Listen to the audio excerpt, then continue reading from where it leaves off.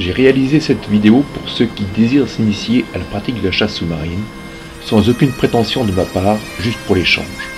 J'ai progressé seul à l'époque dans les années 80, j'ai appris la technique de la plongée bouteille, passé mon BE, puis le premier échelon, mais à l'époque, les écoles d'apnée et de chasse sous-marine n'étaient pas légion.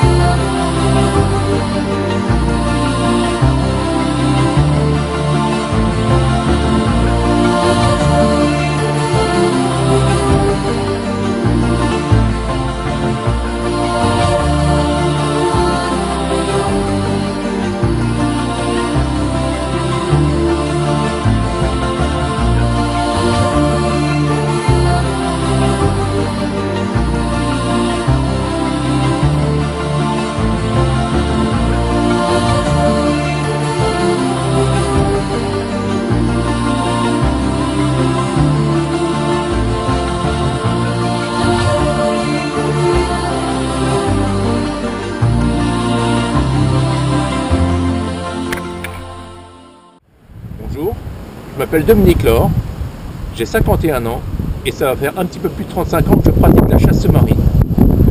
Je dédie cette vidéo à tous ceux qui pratiquent cette activité, à tous les amoureux de la mer et à mon épouse qui supporte mes absences pendant la pratique de cette activité. Bonne lecture.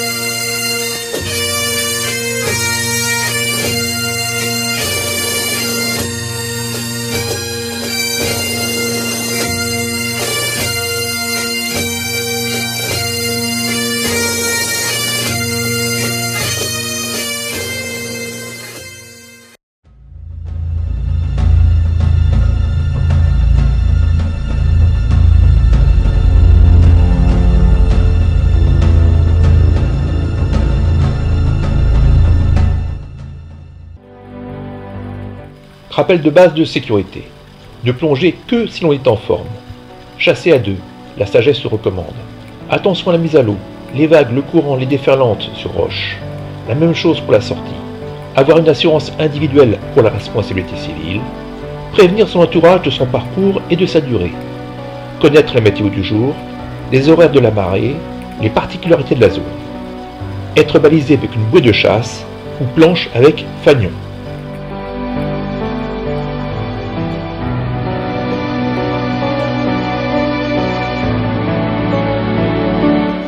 Quelques puces sécurité. Attention lorsque vous chassez le long d'une falaise au risque de chute de pierre, voire même volontaire, on n'est jamais assez prudent. Avant de chasser sur une zone, essayez d'avoir des informations sur les spécificités locales, des pêcheurs locaux, voire des marginaux. Ne croyez pas être à l'abri des bateaux avec votre bouée et fanion. Seules les roches émergées sont de bons remparts, et encore.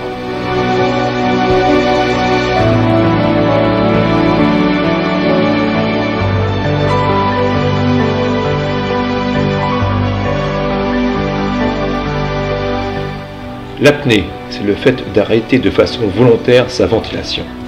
La respiration, c'est au niveau de chaque cellule la création d'énergie à partir d'oxygène. En apnée, la respiration se poursuit.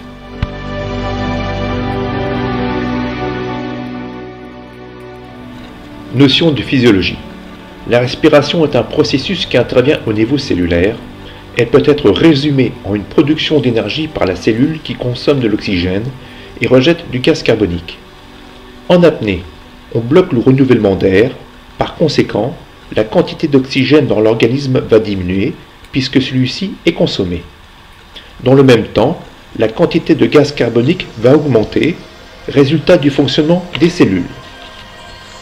Lors d'une apnée, l'envie de respirer est une alerte envoyée par le corps et principalement déclenchée par des capteurs dans l'organisme qui sont sensibles à la hausse du taux de gaz carbonique dans le sang. C'est le gaz carbonique qui est à l'origine de l'envie de respirer et non le manque d'oxygène.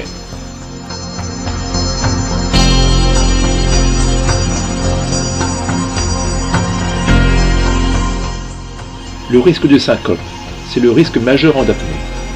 C'est une perte de connaissance sans arrêt cardiaque car le cerveau n'est plus assez oxygéné. Il se met en veille et peut aller jusqu'à la perte de connaissance. Pour prévenir ce risque, ne pas s'hyperventiler avant l'apnée. Se ventiler simplement sans forcer, calmement. Le stimuli du besoin de ventiler est déclenché principalement par le taux de CO2 dans le sang. Vouloir le réduire nuit à la performance et est très dangereux. Chasser à sa profondeur de confort, ne pas aller au-delà de ses limites.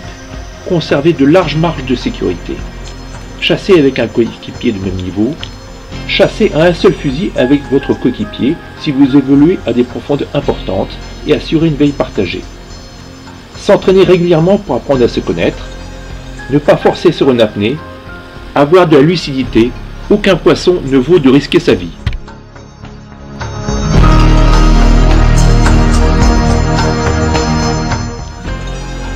Ne pas psychoter sur la syncope. Elle n'arrive que si l'on prend des risques. Chasse profonde pour ses capacités, avec des efforts importants, chasse à trous du conde, agachon très profond et long, gros lieu au grand large, la volonté de remonter le poisson tiré dans son apnée. Elle survient plutôt à la remontée, à quelques mètres de la surface, respecter la pratique du tuba en bouche, un simple maintien de la tête hors de l'eau de votre coéquipier suffit à le sauver, car la reprise de la ventilation se fait quelques secondes après. Si la reprise de la ventilation n'est pas présente, il faut attaquer les gestes d'urgence.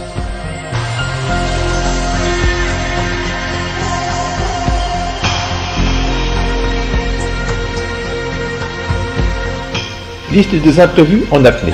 Cette liste n'est pas limitative. C'est un bateau à moteur qui est très proche de vous, malgré la présence de votre bouée de signalisation. Votre palme qui se coince dans une rague, suite à un mouvement de houle. C'est une sortie de l'eau rock'n'roll, suite à une évolution de l'état de la mer.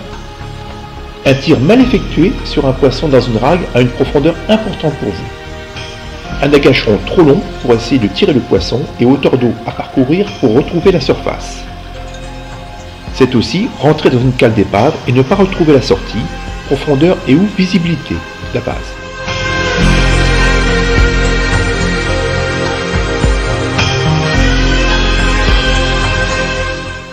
Dans tous les cas, évitez la panique, car la consommation de votre oxygène va être dramatiquement décuplée.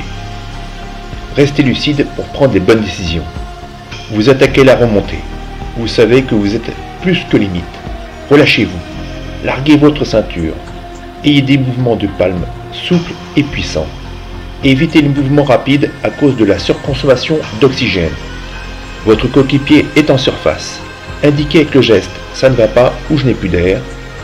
Et bien entendu, pour éviter de se retrouver dans cette situation, réfléchir avant d'agir. La prévention est une nécessité pour survivre.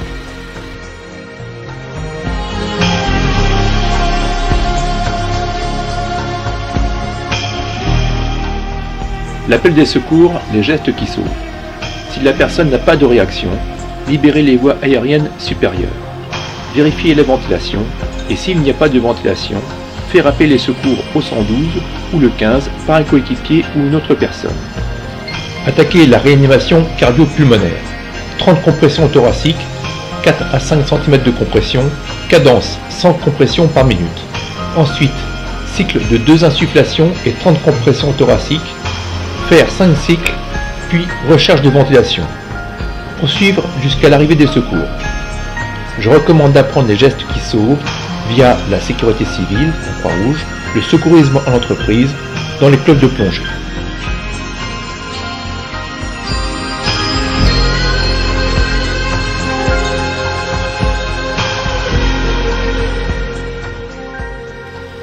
Pour votre alimentation et hygiène, emmenez de l'eau avec vous sur votre planche.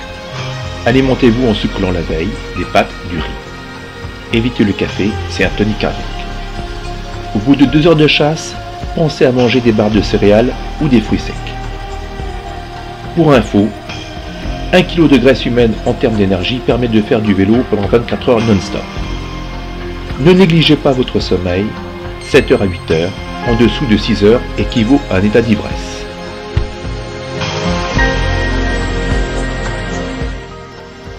Hygiène corporelle et matérielle. Bien prendre soin de ses oreilles, c'est un des organes le plus sensibles pour l'apnée. Ne pas utiliser de coton-tige pour se nettoyer les conduits auditifs. Après une sortie, rincer les conduits auditifs à l'eau douce avec la pomme de douche. Recommandation de sécher les conduits avec un sèche-cheveux. Utilisez des gouttes de Polydexa, cela réduit la prolifération des microbes et le risque d'otite à répétition, surtout si vous chassez tous les jours, plusieurs semaines durant. Enfin, rincez votre combinaison de chasse après chaque sortie et utilisez un shampoing doux pour bébé pour faciliter l'habillage de la combinaison.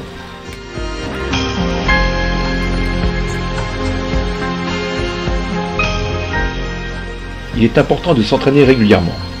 Pratiquez des sports de fond, du vélo, de la course à pied, 45 minutes à minima, 2 à 3 fois par semaine.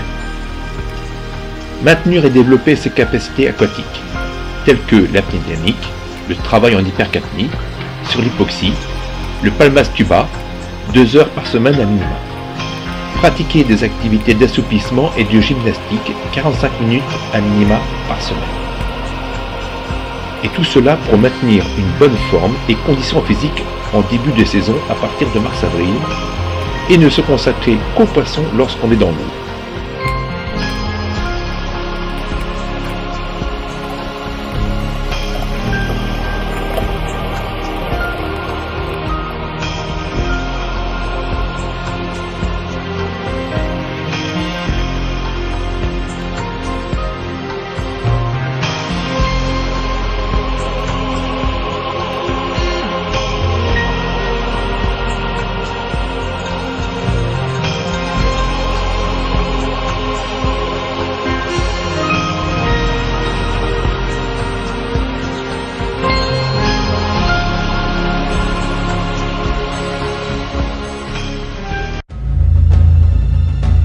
Le matériel, il nécessite une préparation méticuleuse.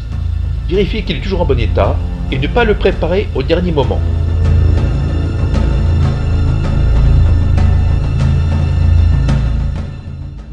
On commence par le basique.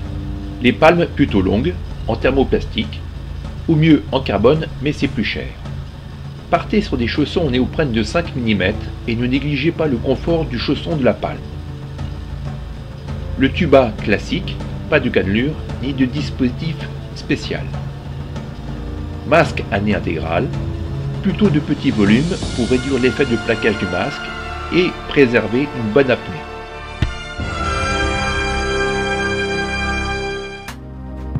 Pour la combinaison, c'est du néoprène lisse extérieur et tranché intérieur. 7 mm haut et bas pour hiver et début de saison, 5,5 mm pour période été de juillet à septembre.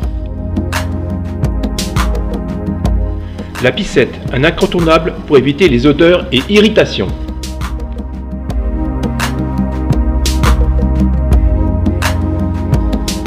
Pour les gants, partez sur des 5 doigts en 3 à 5 mm et pour les chaussons, du 5 mm en tranché intérieur. Pourquoi se lester? L'eau de mer est entre 9 degrés, voire moins, à 17-18 degrés. Ceci nécessite l'utilisation d'une combinaison isothermique. Celle-ci renferme des petites bulles d'air dans le néoprène et c'est cela qui assure l'isothermie. Plus la combinaison est épaisse, plus elle est isotherme, plus on flotte et la contrepartie, c'est le lestage, avec des kilos de plomb pour revenir à une flottabilité neutre. Quelques données de lestage en fonction de la combinaison que j'utilise. La flottabilité de la combinaison varie en fonction de la profondeur atteinte, car le néoprène s'écrase. Il faut donc ajuster son plombage en fonction de la profondeur à laquelle on choisit de chasser. Pour le lestage, j'utilise un baudrier de 4 kg, une ceinture de 5 kg et des plombs de jambe de 500 g.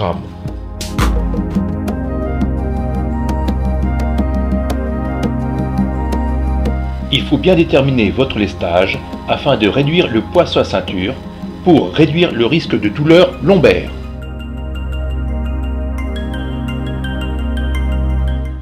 La ceinture avec ses accessoires. Portez celle-ci le plus bas possible sur les hanches pour ne pas gêner la ventilation. Une grande pochette avec un petit filet pour crustacés et un sando de rechange.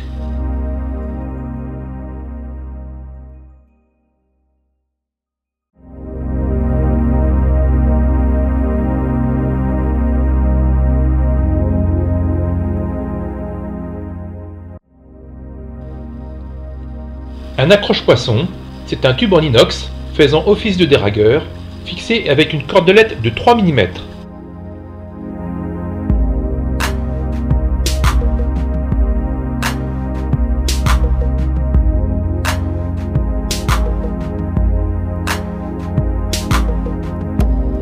Une petite pochette située à gauche sur la ceinture pour la licence, des obus de rechange, des embouts caoutchouc pour les flèches. La dague du chasse. Du classique, simple et robuste. Attention à la pointe du couteau, pas trop effilée, sinon gare au doigt. J'ai vu il y a quelques années un chasseur qui a interrompu une compétition de chasse après s'être coupé la main avec sa dague pour avoir voulu tuer son poisson.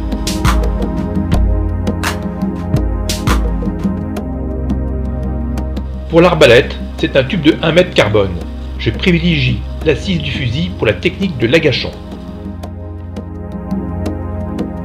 Pour une arbalète polyvalente, c'est un tube de 90 cm.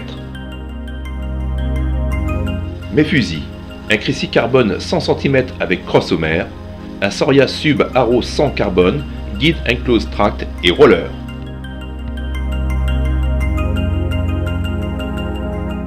Votre pince-fil doit être robuste et pouvoir retenir 2 longueurs de fil.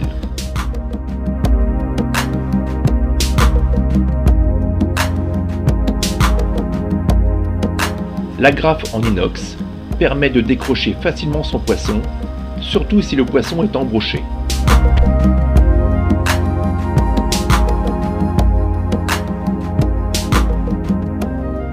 Le retour sur expérience m'a imposé de n'utiliser que des flèches inox avec double ardillon, ceci pour éviter de décrocher le poisson tiré. Toujours utiliser un embout caoutchouc pour protéger la pointe de la flèche hors de l'eau pendant vos déplacements.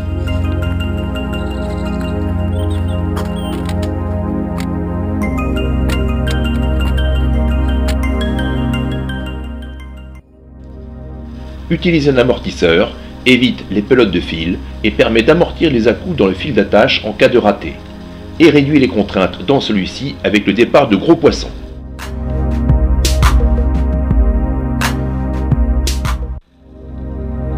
Mes fusils sont tous équipés d'un moulinet. C'est un plus sécurité pour flèches enragées, fatiguer une grosse prise. C'est un dispositif qui évite de perdre un fusil et de se donner des marges de manœuvre. Il y a de 30 à 50 mètres de drisse de 1,5 à 2 mm. Imaginez, vous venez de tirer une belle pièce, le poisson est enragué dans un trou dans 10 mètres de profondeur. Il y a du courant et la visibilité n'est que de 3 mètres. Sans moulinet, c'est adieu le fusil et le poisson.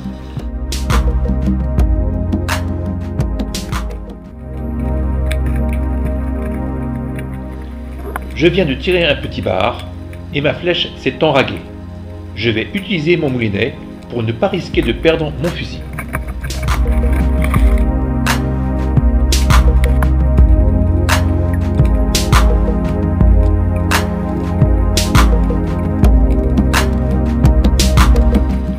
Je débloque le frein du moulinet et déroule le fil.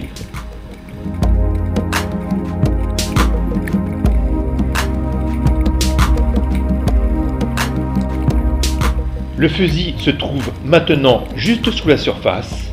Il ne me reste plus qu'à me ventiler et utiliser mon dérailleur pour sortir la flèche en sécurité.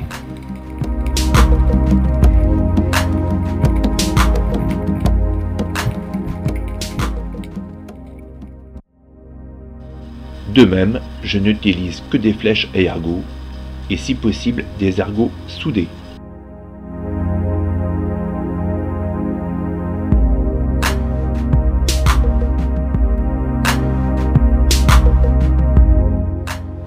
Sur mes arbalètes, je fais le marquage des mailles des poissons que je chasse.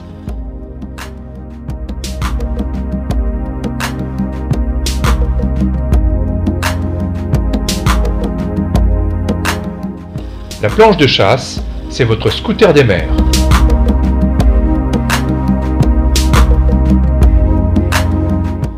Un flotteur pour vous reposer, vous déplacer rapidement, vous réchauffer dos au soleil. Un fanion placé à 1,50 m de hauteur pour vous signaler aux embarcations et localiser votre planche.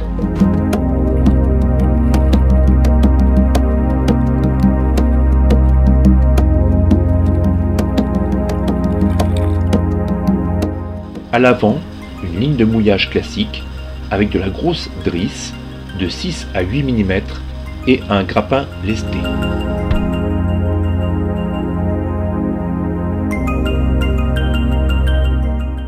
Une petite boîte étanche pour votre téléphone portable et vos données personnelles en cas de perte de la planche, votre adresse, votre numéro de téléphone, et une boussole en cas de brume soudaine.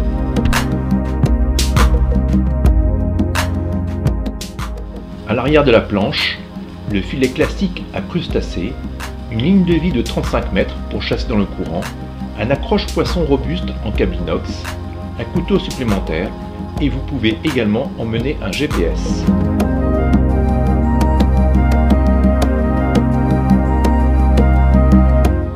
L'accroche-poisson sur la planche, c'est un câble inox de 3 mm de diamètre, 1 m de long et un stylet pour supporter 25 à 30 kg de poisson. Dans votre coffre de voiture, des bacs étanches pour le matériel et l'indispensable bac à poissons.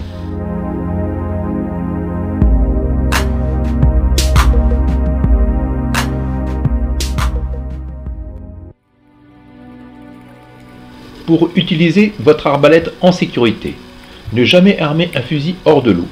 Partez du principe que le coup peut partir à n'importe quel moment. Ne jamais diriger son arme vers son coéquipier. Toujours porter des gants pour les ruptures des obus, pour les arêtes dorsales des poissons, etc. Toujours avoir bien localisé son coéquipier avant un tir à un trou ou en chasse avec une faible visibilité. Enfin, hors de l'eau, protégez le bout de votre flèche par un bout de sang d'eau pour éviter de blesser autrui ou crever le boudin de votre zodiaque.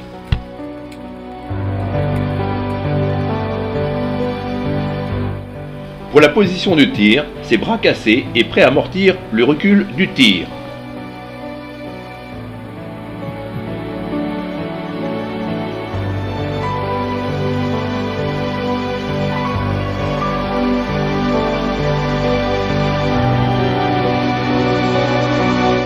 Comment armer son arbalète? Vérifiez que la flèche est bien engagée et verrouillée dans le mécanisme de la gâchette. S'assurer que le fil de la flèche est bien tendu et bien positionné dans le pince-fil. S'assurer que la molette du moulinet est juste serrée sans être bloquée, sinon il vous sera impossible d'utiliser votre moulinet. Positionnez la crosse au niveau du creux de la ceinture abdominale. Positionnez vos mains sur les embouts du sando. Étirez un coup sec pour loger le fil de l'obus dans l'encoche de la flèche. Avec l'expérience, cette manœuvre se réalise plus facilement.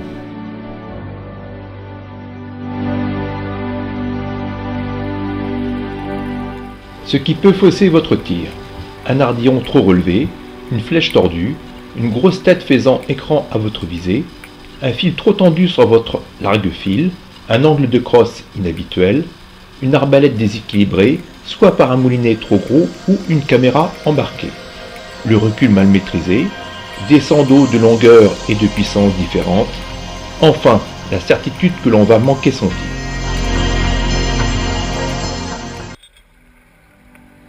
Le tir, une dimension mentale.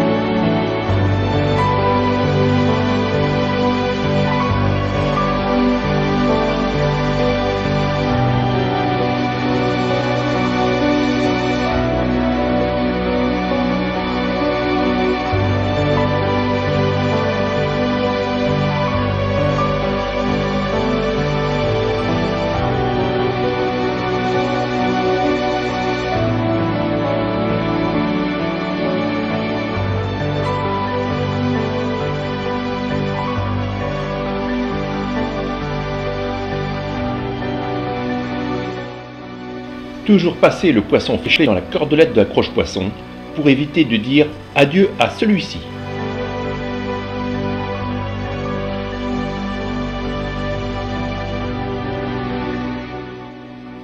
Utilisez l'accroche-poisson pour achever celui-ci. Passez le stylet dans l'ouïe et enfoncez-le vers le bulbe rachidien du poisson. La mort est immédiate.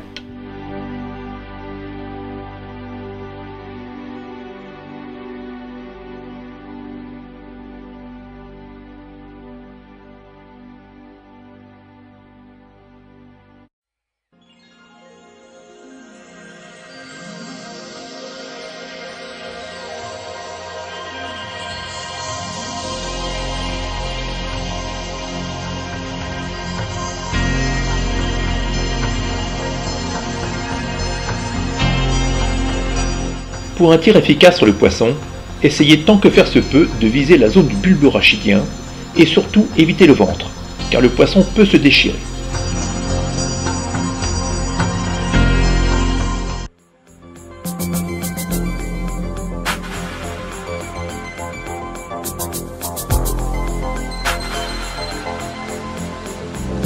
Le déragueur, une utilisation très délicate.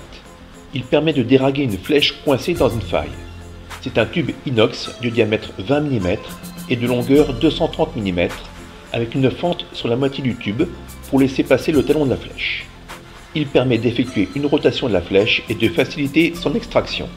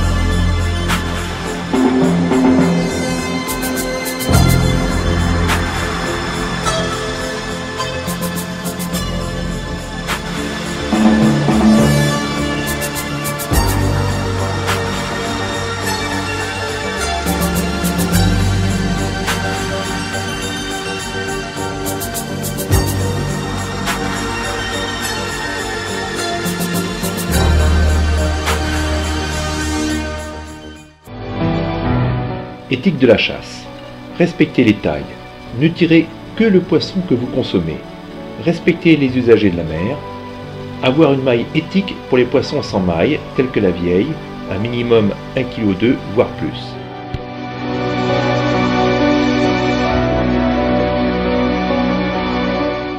Chaque poisson possède une ligne latérale avec des capteurs de pression. Chaque bruit, onde de pression qui se déplace, est enregistré par celle-ci et transmis au cerveau du poisson. D'où l'importance de maîtriser ces bruits parasites ou de les provoquer dans certains cas pour attiser la curiosité du poisson. Dans les bruits parasites, vous avez notamment le choc des palmes en phase de descente, les bulles d'air dans la combinaison, le choc des plombs sur la roche, la main d'appui qui s'oppose au fond.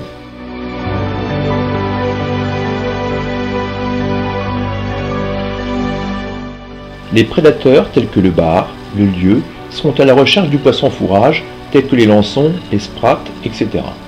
Si la mange est nerveuse, les prédateurs ne sont pas loin. Il faut rester en retrait des bancs de ces poissons. Et attention, car dans un banc peut se dissimuler un prédateur.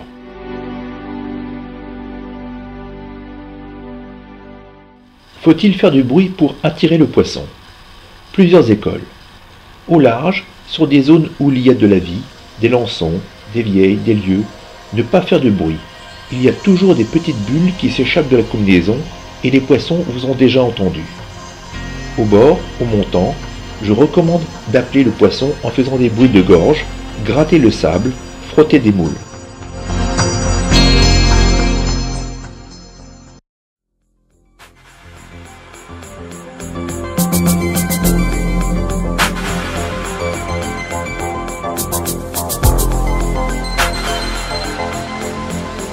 Pour moi, l'agachon, c'est la technique reine.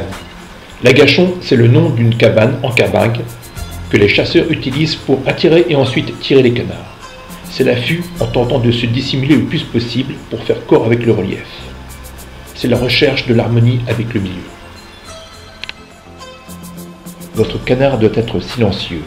Bien enlever et chasser l'air emprisonné de votre combinaison. Faire le canard à une palme. Évitez le bruit des bulles d'air qui s'échappent du tuba en le retirant de la bouche et en le remettant sans tarder en prévention du risque de syncope. L'importance du choix du poste. Entre deux blocs, derrière des algues, un rocher, une dépression dans le sable. Trouvez une accroche pour la main libre s'il y a de la houle ou que votre plombage est trop léger. Se placer dos au soleil pour l'effet miroir du masque et dans l'ombre de la roche. Le but se fond dans le relief.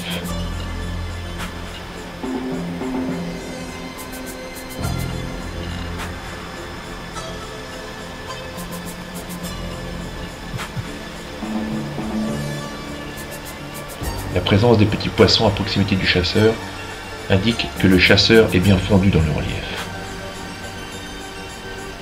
En fin d'agachon, regardez à droite, regardez à gauche si un banc de poisson n'arrive pas.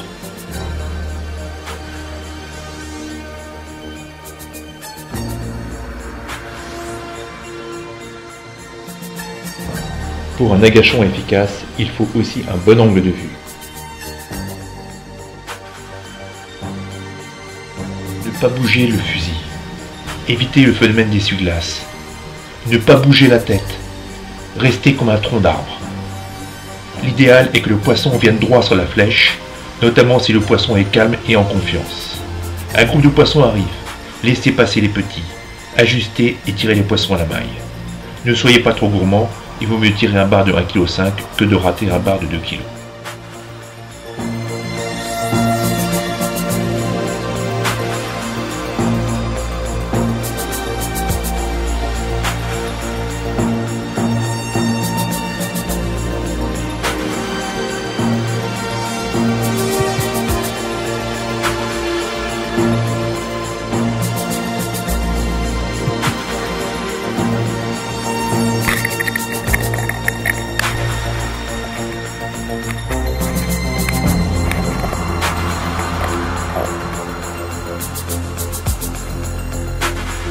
La chasse à l'indienne.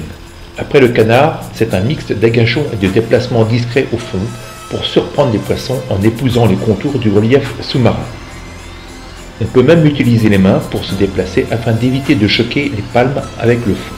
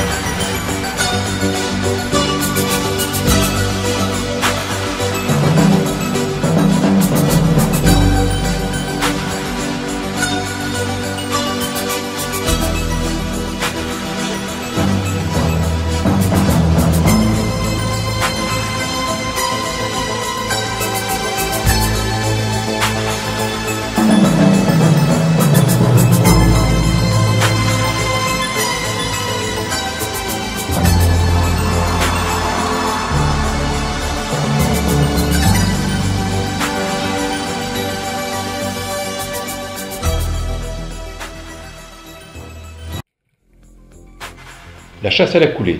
Cette technique exploite les limites du champ visuel des poissons du fait de la mauvaise évaluation des distances verticales par ceux-ci.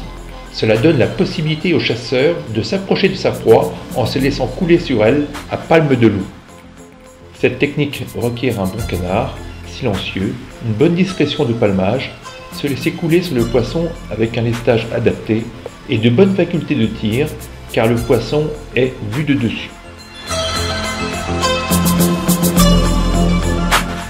La position type est un bras le long du corps pour la fluidité et l'autre qui dirige l'arbalète vers le poisson. Autre possibilité, mettre en retrait le fusil le long du corps, notamment pour les zones à forte pression de chasse, et se laisser couler sur son lestage pour éviter les bris parasites.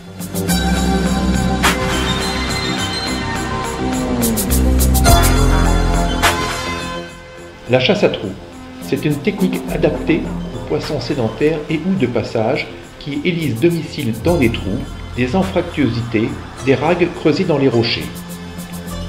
Attention à la discrétion, choc des palmes, des plombs contre la roche.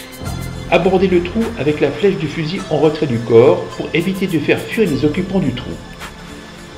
Bien réfléchir avant le tir, la position du poisson, faire un tir précis. J'utilise peu cette technique avec le risque d'enraguer la flèche après tir et je préfère l'agachon face ou à proximité de la rague pour faire sortir le poisson.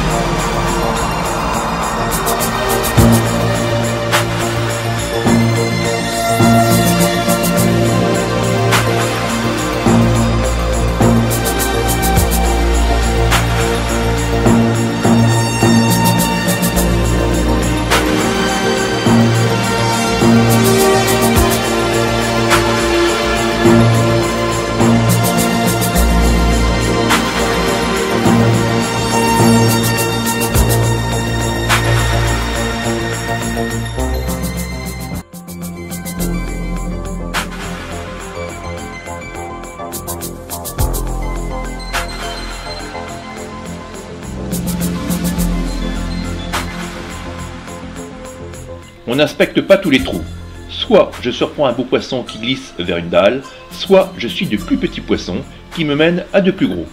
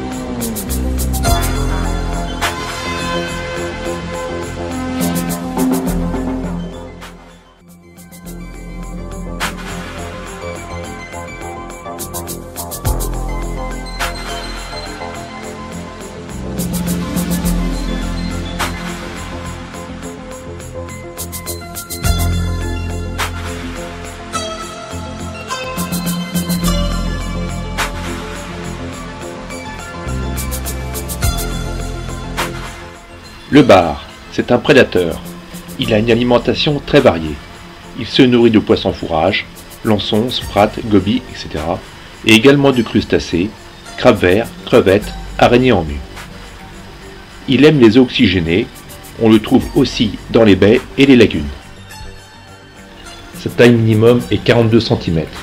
On le trouve en bordure de plage ou montant. L'idéal, c'est des petites roches avec présence de lançons. Des pointes rocheuses avec mer cassante, ou alors sur des secs au large à marée descendante et le chercher à la transition sable-roche, souvent dans le courant ou en limite de courant.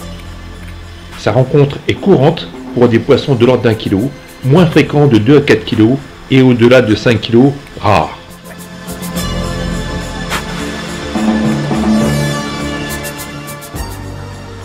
Il arrive sur nos côtes à partir d'avril et repart vers le grand large fin novembre, début décembre pour trouver des zones moins froides. Le bar, c'est un des poissons les plus recherchés par les chasseurs. À la période de fin juillet, les araignées commencent à muer. Les gros bars sont friands de celles-ci. Il est intéressant de connaître ces zones. Ce gros bar avait 3 araignées complètes dans le ventre.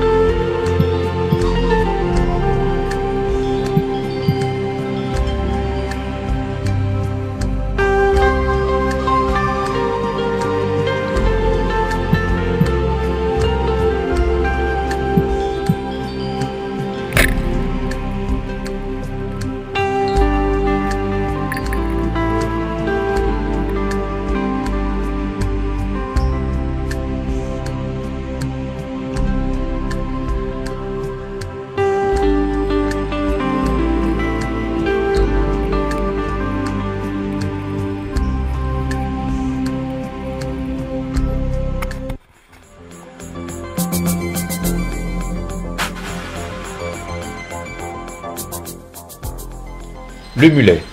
Sa taille minimale est de 30 cm et ma maille éthique autour de 1 kg. Il y a différentes espèces et la plus commune est le mulet à grosses lèvres. Sa rencontre est très fréquente et c'est un poisson qui réagit bien à l'agachon. On le trouve le long de la côte, sur bordures rocheuses et les plages, en poisson isolé ou en groupe. En août et septembre, se rencontrent en bancs gigantesques, se tirent de la surface, ne pas bouger, laissez passer le banc, laissez se placer les poissons dans l'axe de votre fusil. Ajustez et tirez un beau poisson. Attention, si vous bougez le fusil, les poissons accélèrent sans possibilité de tir. Ils se nourrissent d'algues, de petits vers, de petits crustacés et mollusques.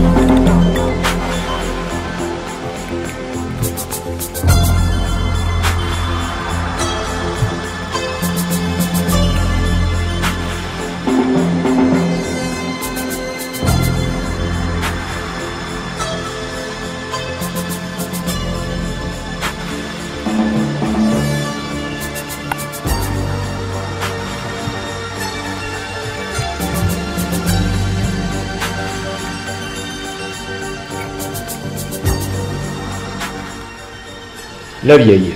Cherchez-la dans les zones rocheuses avec algues, les meilleurs spots à côté et sur les moulières, surtout si vous avez des anfractuosités et dalles. À marée descendante, cherchez-la dans les trous. Le must, c'est fin de marée montante et étale sur les moulières. Elle se nourrit de petits invertébrés, d'algues et de moules.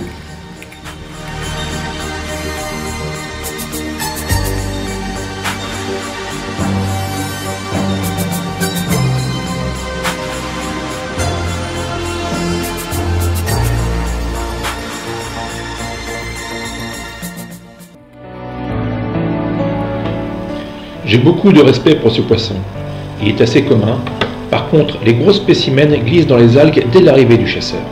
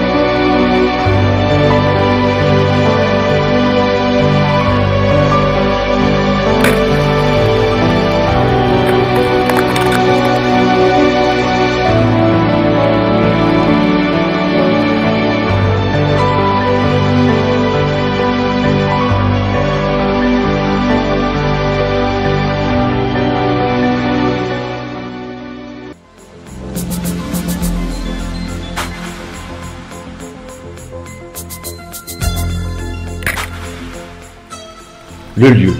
C'est un poisson prédateur. Il se nourrit de poissons fourrages, lançons, sprates, de céphalopodes et de crevettes. Il arrive sur nos côtes à partir de mars et repart vers le grand large fin novembre. Sa taille minimale est de 30 cm. On le rencontre plutôt sur les secs au large, mer descendante, à la transition sable-roche, le long des tombants, en groupe ou isolé.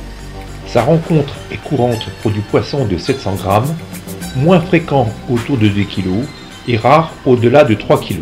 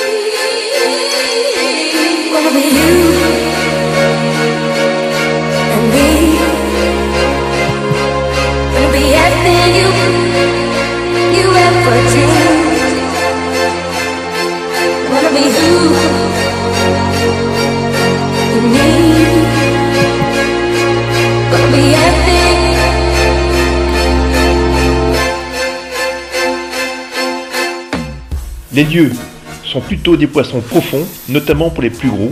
Il existe des zones réputées pour ceux-ci, telles que la Pointe du Raz et la mer d'Iroise.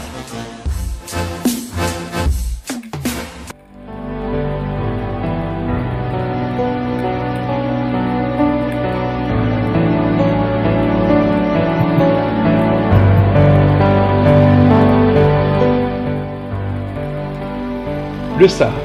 Sa taille minimum est de 25 cm. Il commence à être rencontré régulièrement. Sur sec, à proximité ou éloigné de la côte, à marée descendante, sur certaines pierres.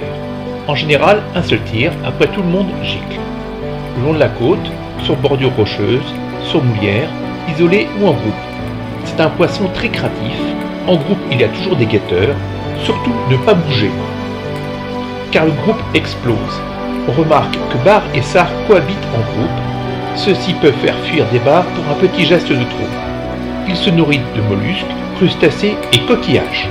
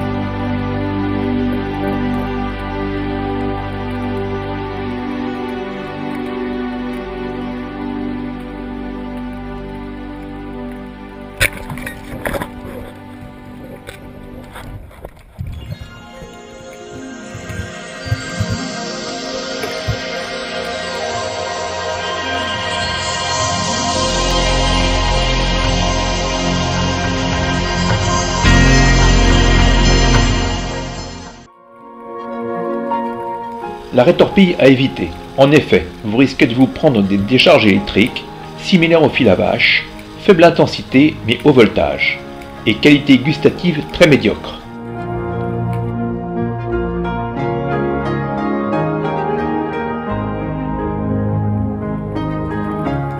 Le congre, passez votre chemin, juste bon pour la soupe de poisson, très puissant s'il n'est pas tiré dans la tête, risque important pour le matériel, flèche tordue, perte de flèche, etc. Et pour le chasseur, morsure, risque de pincement avec flèche et fil du fusil.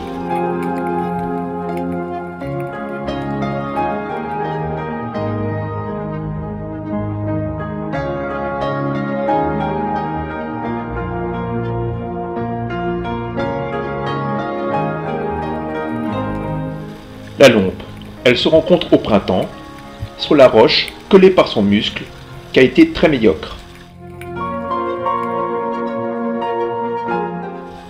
La lompe est connue pour ses œufs.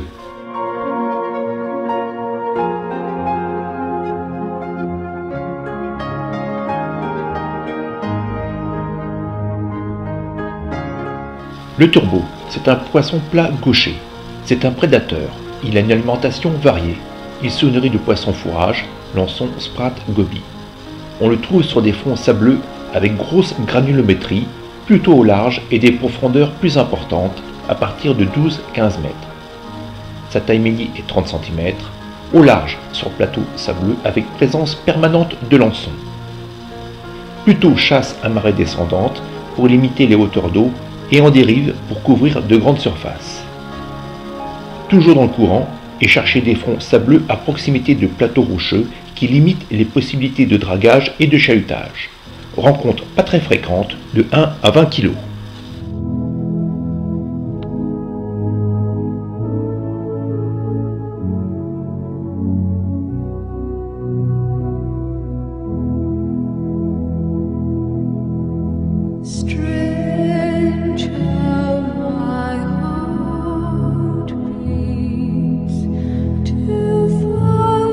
La réglementation, c'est l'arrêté du 16 mai 2011, nous impose de couper la nageoire caudale inférieure sur les poissons dits nobles, tels que bar, sard, lieu, dorade royale, maquereau, sole. Le homard est aussi concerné, par contre la vieille ne l'est pas.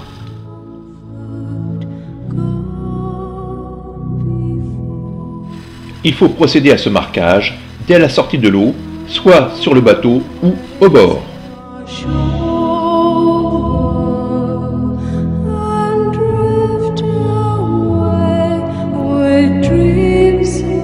Sur le homard qui est pris vivant à la main, découpez sa queue comme indiqué sur la photo, avec comme remarque, il est dommage de procéder ainsi. Le homard a tendance ensuite à se vider par cette découpe.